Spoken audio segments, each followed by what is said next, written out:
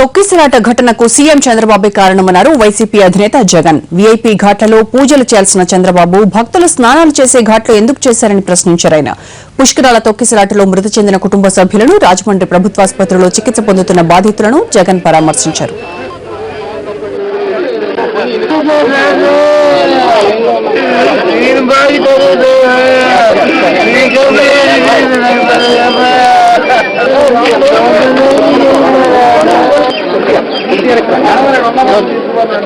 చంద్రబాబు నాయుడు గారు 2.5 గంటల పాటు భక్తులందరూ కూడా అదే పుష్కర్ ఘాట్ లో ఒకరి మీద ఒకరు పడుతూ చంద్రబాబు నాయుడు గారు పూజలు ఎప్పుడెప్పుడు అయిపోతాయని, ఎప్పుడెప్పుడు వెళ్ళిపోతాడు అని చెప్పి వెయిట్ చేసి, ఆ తర్వాత చంద్రబాబు నాయుడు గారు వెళ్ళిపోయిన తర్వాత గేట్లు ఒక్కసారిగా తెరిచారు.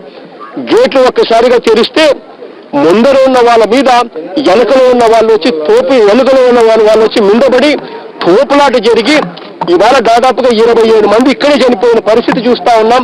ఈ ఇంకా 27 సంఖ్య కూడా ఇంకా పెరిగే పరిస్థితి కనిపిస్తా ఉంది. దీనికి న్యాయ విచారణ కావాలా?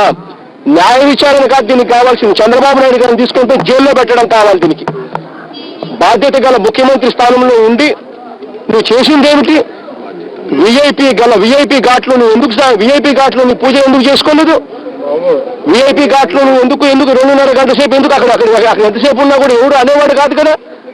ఆ ఘాట్ వదిలిపెట్టి, కేటాయింపులు చేసిన ఘాట్ వదిలిపెట్టి పబ్లిసిటీ కోసం వేరే ఘాటుకు వచ్చి ఆడ మనుషులందరినీ లైన్లో నిలబెట్టించి తోకులాడు కాలం అతను ఒకటేసారి గేట్లు ఎత్తించి 2.5 గంటల పాటు మనుషులందరూ ఒకరి మీద ఒకరు పడేటట్టుగా చేసి వెనక్కి కూడా పోయే పరిస్థితి లేకుండా చేసి తర్వాత ఒక్కసారిగా గేట్లు వదిలిపెట్టి ఆ మనుషులు చనిపోవడానికి కారణం చంద్రబాబు నాయుడు గారు కాదా?